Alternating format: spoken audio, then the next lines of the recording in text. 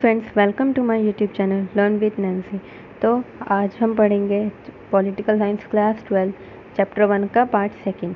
पहले पार्ट में जैसे कि हमने पढ़ा था कि राष्ट्र निर्माण में क्या क्या चुनौतियां आई थी और विभाजन की प्रक्रिया और विभाजन के बाद की परिस्थितियां, ये सब हम पढ़ चुके हैं। आप पिछली वीडियो में जाके आप देख सकते हैं। आज हम पढ़ेंगे रजवाड़ों का विलय। जी हाँ, आज हम पढ़ेंगे रजवाड़ों का विलय। ये आप सुन के शायद समझ गए होंगे। रजवाड़ों का विलय अब मैं आपको अच्छे से समझाती हूँ। आइए पढ़ते हैं। ब्रिटिश इंडिया दो हिस्सों में था। एक हिस्से में ब्रिटिश प्रभुत्व वाले भारतीय प्रांत थे, तो दूसरे हिस्से में देसी रजवाड़े। तो जो ब्रिटिश इंडिया था वो दो भागों में पहले बटा हुआ था। जो एक था जो ब्रिटिश के अंदर जो भारत था, भारतीय प्रांत थे, और दूसरा था जो देसी रजवाड़े थे हमारे, जो अपने राजा थे। जैसे राजा जो लोग राज करते थे जिन राज्यों पे, रजवाड़ों पे, उन्हें कहते थे देसी रजवाड़े। ब्रिटिश प्रभुत्व वाले भारतीय प्रांतों पर अंग्रेज सरकार का सीधा नियंत्रण था। दूसरी तरफ छोटे बड़े आकार के कुछ और राज्य थे, इन्हें रजवाड़ा कहा जाता था। देखिए, मैंने जैसा बताया वही कि जहाँ पे अंग्रेजी सरकार थी उसे ब्रिटिश अधीन कहते थे, और जहाँ पे छोटे छोटे रजवाड़े थे, राजा थे, वहाँ पे उन्हें रजवाड़ा कहा जाता था। रजवाड़ों पर राजाओं का शासन था। राजाओं में ब्रिटिश राज की अधीनता या कहे कि सर्वोच्च सत्ता स्वीकार कर रखी थी, और इसके अंतर्गत वह अपने राज्य के घरेलू मामलों का शासन चलाते थे। अंग्रेज प्रभुत्व के अंतर्गत आने वाले भारतीय साम्राज्य में एक तिहाई हिस्से में रजवाड़े कायम थे। प्रत्येक 4 भारतीयों में से एक किसी न किसी रजवाड़े की प्रजा थी। तो जो वो थे ना रजवाड़े, उन्होंने ब्रिटिश राज को मान लिया था और उनके अधीन ही वो काम करते थे। वो केवल अपने घरेलू मुद्दे देखते थे और था राज अंग्रेजों का ही। तो और उन जो कहा जाता है, मतलब कि हर अगला ना, जो एक 4 में से हर तीसरा बंदा उनका जो होता था रजवाड़ों का ही होता था, रजवाड़ों की ही प्रजा होती थी। मतलब कि काफ़ी हद तक रजवाड़े थे। अब देखते हैं, अब जो समस्या थी ना रजवाड़ों के विलय मतलब कि कैसे उन्हें भारत में लाया जाए, ये हम पढ़ेंगे। रजवाड़ों का विलय एक भारत में, मतलब एक देश में उन्हें जोड़ने के लिए भारत में कैसे लाया जाए, ये थी जो समस्या थी। आइए पढ़ते हैं। आज़ादी के तुरंत पहले अंग्रेज शासन ने घोषणा की कि भारत पर ब्रिटिश प्रभुत्व के साथ ही रजवाड़े भी ब्रिटिश अधीनता से आज़ाद हो जाएंगे। तो जब आज़ादी हुई, हमारी देश आज़ाद हुआ, तो ये भी घोषणा हो गई थी कि जो रजवाड़े हैं ना, वो भी ब्रिटिश अधीनता से, जो ब्रिटिश के अंदर वो काम कर रहे हैं, वो भी उससे आज़ाद हो जाएंगे। इसका मतलब यह था कि सभी रजवाड़ों की संख्या 565 थी। याद रखिएगा, ये 1 मार्क क्वेश्चन में आया था है। और अभी जब आप इसका क्वेश्चन करेंगे रजवाड़ों का विलय कैसे हुआ, तो उसमें भी ये लिखना होता है। तो 565 रजवाड़े थे पूरे भारत में। ब्रिटिश राज की समाप्ति के साथ ही कानूनी तौर पर आज़ाद हो जाएंगे, और वो सब भी आज़ाद हो गए। अंग्रेज राज का नज़रिया यह था कि रजवाड़े अपनी मर्जी से चाहे तो भारत या पाकिस्तान में शामिल हो जाए, या फिर अपना स्वतंत्र अस्तित्व बनाए रखें। तो भारत अथवा पाकिस्तान में शामिल होना या स्वतंत्र हैसियत बनाए रखने का फैसला रजवाड़ों की प्रजा का नहीं करना था। यह फैसला लेने का अधिकार राजाओं को दिया गया। ये अपने आप में ही बड़ी गंभीर समस्या थी। इसके अखंड भारत के अस्तित्व पर ही खतरा मंडरा रहा। तो जो पहली समस्या थी वो यही थी कि जो अब वो थे ना ब्रिटिश, उन्होंने आज़ादी के टाइम पे कह दिया कि अब जो रजवाड़े हैं वो उनकी मर्जी, चाहे तो वो भारत में आए, चाहे वह पाकिस्तान में आ जाए, या वह अपना स्वतंत्र राज्य भी बना सकते हैं। तो ये एक सबसे बड़ी समस्या आ गई थी कि अब भारत की अखंडता जो एक, उसको ये डगमगा सकती थी इससे, कि मतलब कि अब कैसे एक देश बनाया जाए, कि अगर हमारे रजवाड़े ऐसे बटे रहेंगे। सपोज़ करिए आज दिल्ली कोई राज्य होता, अलग अपना देश होता, यूपी अलग अपना होता, तो ऐसे नहीं चल पाएगा। तो ये एक बहुत बड़ी समस्या थी। आप खुद सोचिए, अगर आज ऐसा होता कि यूपी अलग देश है, राज्य है का, राज्य माने देश होता है, तो यूपी अलग है, हम दिल्ली अलग है, तो कितना साउंड ही अजीब कर रहा है। तो ये सबसे बड़ी प्रॉब्लम थी कि उसे एकता के सूत्र में कैसे बांटा जाए। ये देखिए, ये फ्लैग है जो ये है भारत विभाजन से पहले और उसके बाद। ये देखिए ये जो फ्लैग है, एक बार ये देख लीजिएगा। ये जो येलो ब्रिटिश भारत है और जो ब्लू है वो रियासती रजवाड़े हैं। स्वतंत्र भारत बाहरी सीमा है। स्वतंत्र भारत ये जो बाहरी सीमा है वो उसके बाहर, जैसे अंडमान निकोबार है, इसमें कहना कुछ है नहीं। समस्या ने जल्दी अपने तेवर दिखाने शुरू करे। अब जो समस्या थी उसके जो परिणाम थे वो बहुत जल्दी आने लगे थे। सबसे पहले त्रावणकोर के राजा ने अपने राज्य को आज़ाद रखने की घोषणा की। जो त्रावणकोर के राजा थे उन्होंने सबसे पहले कहा कि मैं अपने राज्य को आज़ाद रखूंगा। अगले दिन ही हैदराबाद के निज़ाम ने ऐसी घोषणा की। हैदराबाद में जो राजा होते थे उन्हें निज़ाम कहते थे। तो जो हैदराबादी निज़ाम थे उन्होंने अपने राज्य की आज़ादी रखने की घोषणा कर दी कि भाई अब मैं भी अपना आज़ाद रखूँगा राज्य, मैं किसी के साइड नहीं आऊँगा, ना भारत ना पाकिस्तान। तो त्रावणकोर और अब ये हैदराबाद। कुछ शासक मसलन भोपाल के नवाब संविधान सभा में शामिल नहीं होना चाहते थे। कुछ शासक थे जो संविधान सभा में शामिल नहीं होना चाहते थे, जो जैसे कि ये क्या बताया, भोपाल। रजवाड़ों के शासक के रवैये से यह बात साफ हो गई थी कि आज़ादी के बाद हिंदुस्तान कहीं छोटे छोटे देश की शक्ल में बट जाने वाला है। अब इस सब से देखा ये जा रहा था कि अब जैसे हर कोई अपना अपना राज्य रखने की बात कर रहा है, सब कह रहे हैं कि मैं आज़ाद रहूँगा, मुझे ये नहीं करना, मुझे वो नहीं करना, मुझे अपना राज्य अलग रखना है। तो जो हमारा भारत है ना, छोटे छोटे टुकड़ों में बट जाएगा। लेकिन लोकतंत्र का भविष्य अंधकार में जान पड़ रहा था, मतलब अंधेरे में था। लोकतंत्र का जो भविष्य था कुछ नहीं देख पा रहा था। भारत स्वतंत्रता संग्राम का लक्ष्य एकता और आत्मनिर्णय के साथ साथ लोकतंत्र का रास्ता अख्तियार करना था। इस देखते हुए यह स्थिति अपने आप में बड़ी विचित्र थी। अधिकतर रजवाड़ों में शासन अलोकतांत्रिक रीति से चलाया जाता था और रजवाड़ों के शासक अपनी प्रजा को लोकतांत्रिक अधिकार देने के लिए तैयार नहीं थे। अब जो भारत था वो हमें एक लोकतांत्रिक देश रखना था, और वो जो था ना वो अंधेरे में दिख रहा था, क्योंकि जो मोस्टली जो राजा थे ना, जितने भी रजवाड़ों के, वो अपनी प्रजा को ना लोकतांत्रिक हक नहीं देना चाहते थे, वो अधिकार नहीं देना चाहते थे। वो चाहते थे उनके राज्य में जो भी हो वो उनके अकॉर्डिंग हो, जैसे वो रूल्स बनाए वो, किसी को कोई लोकतांत्रिक अधिकार ना मिले।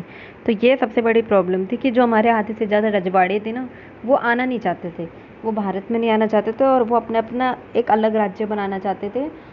तो ये एक बड़ी समस्या खड़ी हो रही थी कि भारत को कैसे जोड़ें एक साथ। अब जो इसमें सरकार का नज़रिया था वो ये था कि जो छोटे छोटे विभिन्न आकार के देशों में बँट जाने की संभावना के विरुद्ध अंतरिम सरकार का कड़ा रुख अपना। क्या हमें इसके विरुद्ध ना कुछ तो रुख अपनाना होगा, कि अगर ऐसा हुआ तो हमारा देश तो चल नहीं पाएगा। तो मुस्लिम लीग ने भारतीय राष्ट्रीय कांग्रेस के इस कदम का विरोध किया। अब मुस्लिम लीग है ना, उसने इसका विरोध कर दिया कि भाई ये तुम ऐसे कर रहे हो, कि होता है ना कि अच्छा तुम ऐसे कर रहे हो, तुम ज़बरदस्ती विलय करवाना चाहते हो या जो भी है, उन्होंने ऐसा करा। लीग का मानना था कि रजवाड़ों को अपनी मनमर्जी का रास्ता चुनने के लिए छोड़ दिया जाना चाहिए।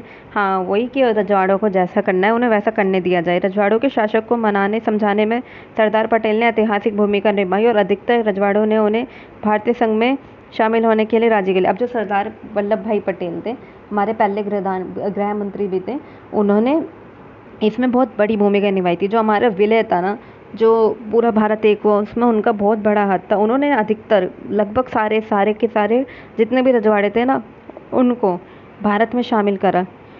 और ऐसा नहीं कि ज़बरदस्ती करवाया, उन्होंने अपनी बातें बताई उन्हें और सब करवाया, और उसके बाद वे अपनी मर्ज़ी से रजवाड़े जितने थे शामिल हुए। आज ही आसान जान पड़ सकता है, लेकिन अपने आप में ये बड़ा जटिल काम था। ऑफ कोर्स जो लोग रेडी ही नहीं थे आने के लिए, अब उनको उन्होंने इकट्ठा करा साथ में, तो ये बहुत बड़ा काम था। इसके लिए बड़ी चतुराई और युक्तिपूर्ण पहलकदमी की ज़रूरत थी।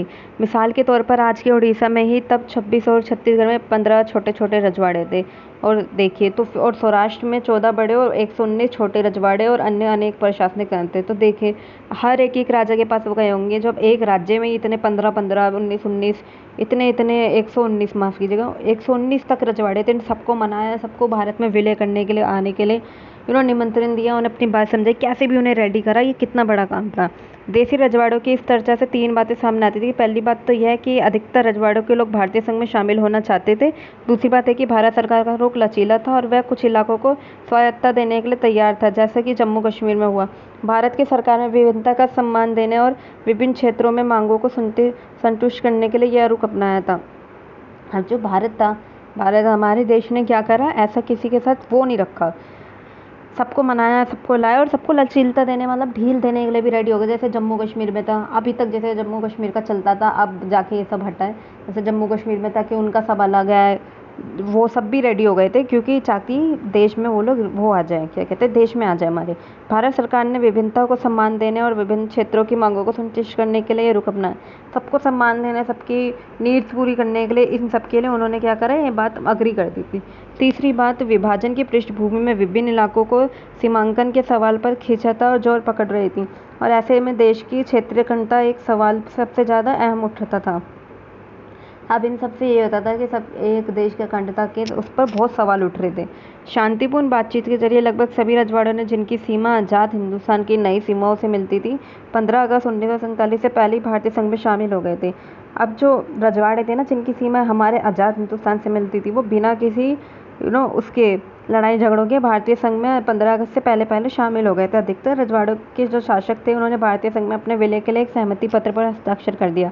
इस सहमति पत्र को इंस्ट्रूमेंट ऑफ एक्सेशन कहते हैं। ये आएगा, ये 100% याद रखना होता है, इंस्ट्रूमेंट ऑफ एक्सेशन कहा जाता है। इस पर हस्ताक्षर करता कि जो रजवाड़े भारतीय संघ का अंग बनने के लिए सहमत हैं। तो अब ये जो इसमें सरदार वल्लभ भाई पटेल ने बहुत बड़ा काम करा था। जो इंस्ट्रूमेंट ऑफ एक्सेशन है, इस पर साइन करवाया लगभग सभी राज्यों के रजवाड़ों का, सबका। लेकिन अब भी 2-4 ऐसी जगह थी जो रेडी नहीं थे, जैसे जूनागढ़, हैदराबाद, कश्मीर और मणिपुर की रियासत। ये क्वेश्चन भी बनता है कि कौन कौन से ऐसे रजवाड़े थे जो अभी भारत में विलय होने के लिए तैयार नहीं थे। विलय क्योंकि इनमें बहुत कठिनाई आई थी। इस अध्याय में हम हैदराबाद और मणिपुर की रियासतों के विलय के मामले में गौर करेंगे। कश्मीर के विलय में आप अध्याय 8 में पढ़ेंगे। तो ठीक है, अभी हम इसमें क्या पढ़ेंगे, हैदराबाद और मणिपुर। तो हैदराबाद और मणिपुर क्यों नहीं मिल पा रहे थे, कैसे नहीं मिल पा रहे थे, ये ज़रूर देखते हैं हम। आइए पहले हम हैदराबाद का देखते हैं। हैदराबाद एक रियासत बहुत बड़ी थी, उसकी रियासत बहुत बड़ी थी, हमें पता है ये। रियासत चारों तरफ से हिंदुस्तानी इलाके से घिरी थी, चारों ओर हिंदुस्तानी इलाका था। पुराने हैदराबाद के कुछ हिस्से आज महाराष्ट्र तथा कर्नाटक और बाकी हिस्से आंध्र प्रदेश में है। जो हैदराबाद है वो तब बहुत बड़ा था, जो आज महाराष्ट्र, कर्नाटक और आंध्र प्रदेश तक में, क्योंकि वो पूरे भारत से घिरा हुआ था। पहले का मैप बहुत अलग था इंडिया से, हैदराबाद अभी के इंडिया से। हैदराबाद के शासक को निज़ाम कहा जाता है, मैंने आपको बता दिया। और वह दुनिया के सबसे दौलतमंद लोगों में शुमार किया जाता था। वो दुनिया के सबसे दौलतमंद लोगों में से होते थे। निज़ाम चाहता था कि हैदराबाद की रियासत को आज़ाद रियासत का दर्जा दिया जाए। वो चाहता था कि स्वतंत्र रहे, वो किसी भी देश में ना जाए और अपना ही राज्य चलाए, कि हैदराबाद की रियासत को निज़ाम के सन 1947 के नवंबर में भारत के साथ यथास्थिति बहाल रखने का एक समझौता किया। यह समझौता 1 साल के लिए था। इस बीच भारत सरकार ने हैदराबादी निज़ाम से बातचीत शुरू कर दी थी। उन्होंने ना 1 साल का समझौता कर लिया था उनसे। अब उसमें क्या थे, जो हमारे सरदार वल्लभ भाई पटेल थे, उन्होंने बहुत बातें करने की कोशिश करी, उन्हें मनाने की कोशिश करी। इसी दौरान रियासत के लोगों के बीच निज़ाम के शासन के खिलाफ एक आंदोलन ने जोर पकड़ लिया। तेलंगाना इलाके में किसान निज़ाम के दमनकारी शासन से खास तौर पर दुखी थे। जो वहाँ की जनता थी ना, उन्होंने उसके विरोध आंदोलन शुरू कर दिए थे, क्योंकि वह दुखी थे। जो वहाँ के किसान थे वह बहुत दुखी थे, वह निज़ाम के खिलाफ उठ पड़े थे। महिला निज़ाम के शासन से सबसे ज़्यादा जुल्म की शिकार थी। महिलाओं की बड़ी संख्या में इस आंदोलन में, जो महिलाएं थी, चाहे पुरुष हो चाहे कृषि हो, सब उसके विरुद्ध थे। हैदराबाद शहर में इस आंदोलन का गढ़ बन गया था। जो हैदराबाद शहर है वो इस आंदोलन का गढ़ बन चुका था, मतलब मेनली वहीं से शुरू हुआ, वहीं पे ज़्यादा उसके वो पकड़ थी। कम्युनिस्ट और हैदराबाद कांग्रेस इन आंदोलन की अग्रिम पंक्ति में थे। जो कम्युनिस्ट और हैदराबादी कांग्रेस थी ना, वो इसकी अग्रिम पंक्ति में थे, जो इस आंदोलन में थे सबसे आगे। आंदोलन की देख निज़ाम के लोगों के खिलाफ एक अर्धसैनिक बल रवाना किया। आंदोलन को देख जो निज़ाम था ना, उसने अपने अर्धसैनिक बल, अपने एक सेना भेज दी थी ताकि इन्हें रोक सके। इन्हें रजाकार कहते थे। जो ये निज़ाम के अर्धसैनिक बल होते थे, इन्हें रजाकार कहते थे। ये भी एक मार्क्स में आ सकता है। रजाकार अव्वल दर्जे के सांप्रदायिक और अत्याचारी होते थे। ये बहुत क्रूर होते थे, बिल्कुल किसी के वो नहीं होता, दिल ना होना, बिल्कुल अत्याचारी, बुरे होना, ऐसे थे। रजाकार ने गैर मुसलमानी और को खासकर अपना निशाना बनाया था। तो रजाकार थे ना, वो गैर मुसलमानों के साथ ज़्यादा करते थे, ज़्यादा उन्हें अपना निशाना बनाया था। रजाकार ने लूटपाट मचाई और हत्या तथा बलात्कार तक पर उतारू हो गए। तो उन्होंने ये सब हरकतें करी कि उन्होंने हत्या करी, लूटपाट करे, बलात्कार तक करे। और 1948 के सितंबर में भारतीय सेना ने निज़ाम के सैनिकों पर काबू पाने के लिए हैदराबाद। अब इन सब को देखते हुए ना, अपनी जो भारतीय सेना थी, उन्होंने 1948 के सितंबर में अपनी सेना भेज दिया, अब ताकि जो निज़ाम के सैनिक है ना, वो काबू में आ पाए। कुछ रोज़ तक रुक रुक कर लड़ाई चलती रही, बहुत टाइम तक उनकी लड़ाई चलती रही, धीरे धीरे, है ना। और इसके बाद निज़ाम ने अपना आत्मसमर्पण कर दिया। निज़ाम के आत्मसमर्पण के साथ ही हैदराबाद का विलय हो गया। तो इस प्रकार हैदराबाद का विलय हुआ कि वहाँ की जो जनता थी वह निज़ाम से बहुत परेशान थी। अब इसी परेशानी को देख के उन्होंने आंदोलन शुरू करे। तो जो हैदराबाद के निज़ाम थे, उन्होंने अपनी अर्धसैनिक बल, जिन्हें रजाकार कहते थे, वो भेज दी। उनके अत्याचार को देखते हुए भारत ने अपनी सेना भेजी। सेना भेजने के बाद हैदराबाद के निज़ाम ने आत्मसमर्पण करते हुए भारत में अपने विलय के लिए सहमति करी। और इस तरह मतलब बेसिकली वो आ गए हमारे में। अगर ये क्वेश्चन अब आप समझ गए होंगे कि हैदराबाद का विलय कैसा हुआ, तो ऐसे हुआ शॉर्ट में। नेक्स्ट वीडियो में मैं एक थोड़ा शॉर्ट में भी समझा दूंगी पूरे चैप्टर के सारे पॉइंट्स। अगला हम पढ़ेंगे मणिपुर। आज़ादी के तो जो मणिपुर था, आज़ादी के चंद रोज पहले वहाँ के जो महाराजा थे ना, बोध चंद्र सिंह, उन्होंने भारत सरकार के साथ भारतीय संघ में अपनी रियासत के विलय के लिए एक सहमति पत्र पर हस्ताक्षर कर दिया। जो वहाँ के राजा थे, राजा का नाम था महाराजा बोध चंद्र सिंह। उन्होंने ना अब विलय के लिए सहमति पत्र पर हस्ताक्षर कर दिया था। इसके एवज में उन्हें यह आश्वासन दिया गया था कि मणिपुर की आंतरिक स्वायत्तता बरकरार रहेगी। मतलब जो आंतरिक स्वतंत्रता है ना, वो मणिपुर की बरकरार रहेगी। यह उनको वो दिया गया था कि वो क्या कहते हैं, अवशासन दिया गया था। जनमत के दबाव में महाराजा ने 1948 के जून में चुनाव करवाया। इस चुनाव के फलस्वरूप मणिपुर की रियासत में संवैधानिक राजतंत्र कायम हुआ। जो वहाँ की जो जनता थी ना, उन्होंने दबाव डाला कि एटलीस्ट हमें एक वो मिले, चुनाव का एक मौका मिले। और जब वो चुनाव हुए ना, तो वहाँ पे तब संवैधानिक राजतंत्र कायम हो गया था। मणिपुर भारत का पहला भाग बना था जहाँ पे सार्वभौमिक वयस्क मताधिकार का सिद्धांत अपनाया गया था। जो सार्वभौमिक वयस्क मताधिकार होता है वो तो आपको पता ही होगा, एक वयस्कता की आयु प्राप्त करने के बाद सबको अधिकार होता है मत देने का, किसी भी लिंग, धर्म, जाति, सबको। अब जो मणिपुर में चुनाव हो चुके थे, अब क्या होता है, वहाँ की जो विधानसभा थी ना, वहाँ पे भारत का विलय हो चुका था। मतलब कि जो उसकी विधानसभा में भारतीय जो हमारी वो थी ना, भारतीय सरकार, वो भी आ चुकी थी। अब मणिपुर की कांग्रेस चाहती थी कि भारत में ना विलय हो जाए इसका, मणिपुर का। लेकिन जो दूसरी राजनीतिक पार्टियां थी वह इसके खिलाफ थी। वो चाहते थे कि मणिपुर की जो निर्वाचित विधानसभा से वो चाहते मणिपुर अलग रहे। और अब जो मणिपुर की निर्वाचित विधानसभा से परामर्श किए बिना ना, वहाँ के जो महाराजा थे उन्होंने क्या करा, भारतीय संघ में शामिल हो गए। अब भारतीय संघ में वो शामिल हो गए ना, तो इससे जो वहाँ की जनता थी ना, वह नाराज़ हो गए और इस कदम का उन्होंने बहुत विरोध करा। आज तक उसका जो क्रोध है ना, वो मणिपुर में देखा जाता है। काफ़ी मणिपुर में सुना जाता है अपने आप को देश का हिस्सा नहीं मानते हैं, देश से अलग मानते हैं, ऐसा कहते हैं कि हमें जबरन देश में लाया गया है, जो भी है ऐसा माना जाता है। तो बेसिकली वहाँ पे चुनाव हुए, चुनाव में जीत के वहाँ पे भारतीय सरकार का जो विधानसभा में विलय हुआ, जो सरकार थी, सरकार ने दबाव डाला मणिपुर के राजा पे। मणिपुर के राजा ने बिना किसी परामर्श के भारतीय संघ में शामिल होने के लिए वो साइन कर दिया, और अब आज इस तरह भारत में मणिपुर शामिल हुआ। अब नेक्स्ट वीडियो में इसका थर्ड एंड लास्ट पार्ट हम लाएंगे, राज्यों का पुनर्गठन।